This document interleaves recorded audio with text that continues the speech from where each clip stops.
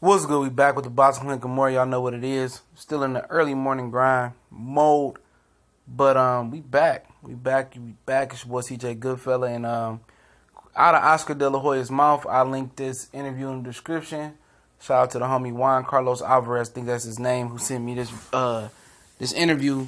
And Oscar De La Hoya said that Yuriorkis Gamboa, who recently just parted ways with Golden Boy, was offered a fight with Ryan Garcia, the kid from California that was 2017 ESPN's Prospect of the Year.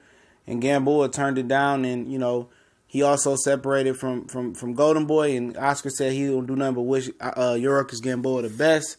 And that'd have been an interesting fight. I think that would have been a fight that would have intrigued me in really watching that undercard, because the undercard had rumored to be Gary Spike Sullivan versus David Lemieux.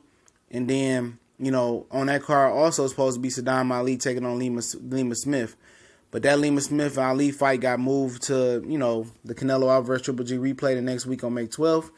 And Gary Spike Sullivan is fighting the day before the Canelo Alvarez Triple G Cinco de Mayo fight. If it continues to go on, we've been covering that whole situation from top to bottom. But this definitely would have been an eye raiser. It would have been, I think Ryan Garcia, would have had a nice tall order. This would have been a good step-up fight for him versus Yuriorkis Gamboa. And he only has, 13, 14 fights, so he's trying to move fast. But he's going to be on the card anyway. But Oscar said Gamboa turned the fight down, and that's not a shocker. Gamboa should have retired a long time ago. When Crawford knocked him out, it was over for him. Could he have beat Garcia? He has experience, but Gamboa hasn't been looking like Gamboa. This would have been a truly pick-em fight. I know people say, Garcia would kill him, but, Gamboa does have experience. Gamboa is still somewhat dangerous, and if he was able to, really put it together somehow and come back to at least, 30% of his form, I think he blows out Garcia. And I understand people say Garcia did this and that. It's no substitute for experience. And I don't put Ryan Garcia in the same class as a Bivol, as a Lomachenko, or guys that's on the fast track to a title. I don't put him in that same class. I haven't exclusively watched him, but he's a good fighter. Long, lanky, fast hands. He's definitely the real deal. Would I shock me if he'd have knocked out Gamboa? Absolutely not, but it would have been a perfect stepping stone for him to do it.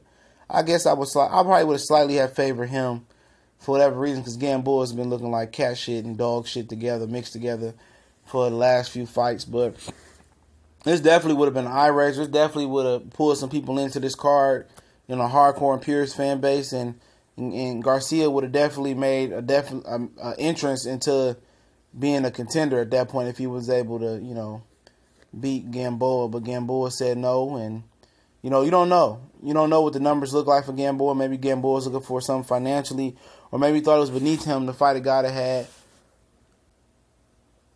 13 fights. I just got off work. I'm trying to, knock the work rush off.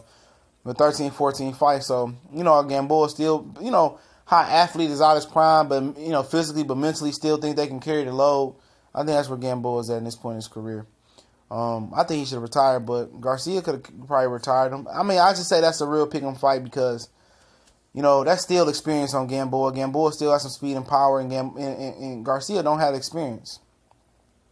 Why not, just have a good fight on Cinco de Mayo. I know he exceeded people's expectations with his last fight with a great knockout, but guess what? That was that guy on that tier. When you step up to a contender tier or to a championship tier, then all those little holes you had in your game that inferior journeyman couldn't expose, get exposed. They become little holes, they become gaping holes. That's why you step up in competition gradually. That's why you see guys around 20-something fights.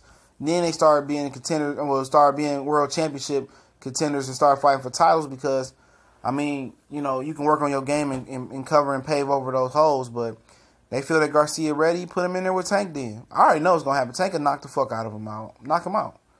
At this point in his career, that's a grown man fighting a little boy. He needs to continue. Him, Haney, Shakur Stevenson, Lubin. Even though Lubin's a little bit older, Richard Hitchens, little Christopher Beehive Cobra, all them guys need to enjoy the process of moving up gradually, getting about that 20-fight mark, and, you know, staying work, and then starting to work towards a world title. You know what I'm saying? Just because you see Lomachenko, Bivol, and some of those guys do it and make it look so easy, it's not that easy. And Lubin found that out the hard way. And look, he still hasn't been back since being knocked out. But, you know, this is an opportunity gone. I think it was a good opportunity for Garcia. I think it was a good type of step-up fight. But it is what it is. Let me know what y'all think. We gone.